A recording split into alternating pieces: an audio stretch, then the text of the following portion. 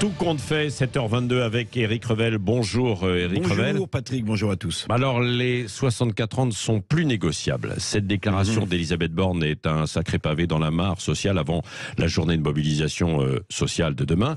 Est-ce que l'on peut parler d'une sorte de coup de poker de la Première ministre ? Oui, c'est une sorte de coup de poker, on peut utiliser ce terme Patrick, je crois, que joue Elisabeth Borne avant la nouvelle mobilisation qui s'annonce, d'ores et déjà massive de demain, dans les rues de Paris, mais aussi dans beaucoup de villes de province.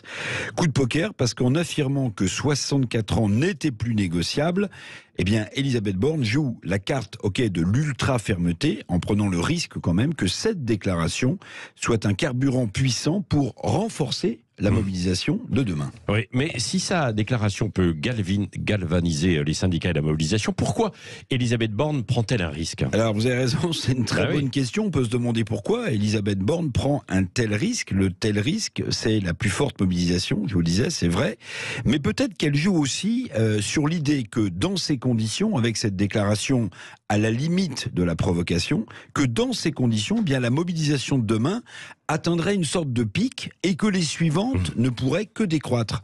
À partir de là, Elisabeth Borne jouerait peut-être le pourrissement avec une opinion publique, vous le rappeliez tout à l'heure, qui est majoritairement contre cette réforme. Mais si cette mobilisation de demain atteint un pic, eh bien peut-être que l'opinion publique basculerait.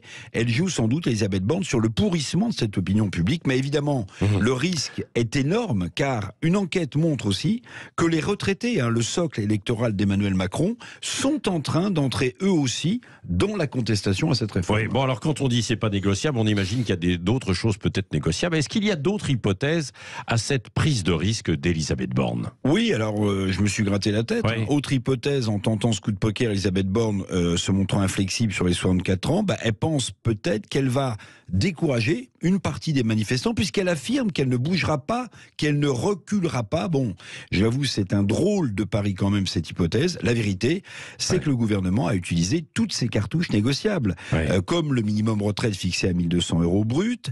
Il y a donc plus beaucoup de grains à moudre. Alors peut-être la pénibilité, les carrières longues, mais c'est plus suffisant. On peut employer ce mot-là. C'est plus suffisant pour les syndicats qui veulent un retrait pur et simple. Elisabeth Borne se trouve donc, avec sa déclaration, dans une sorte d'impasse politique et sociale. Alors tentera-t-elle de passer en force avec un 49.3 à l'Assemblée nationale ? Mais alors là, ce pourrait être l'étincelle d'une flambée des grèves et des manifestations. Tentera-t-elle un vote toujours à l'Assemblée nationale, mais avec une partie de sa majorité en opposition à cette réforme ? C'est compliqué. Sans compter que le groupe LR, comme Aurélien Pradié, hier, vice-président exécutif des Républicains, qui a donné de la voix pour affirmer qu'il voterait contre, lui, cette réforme.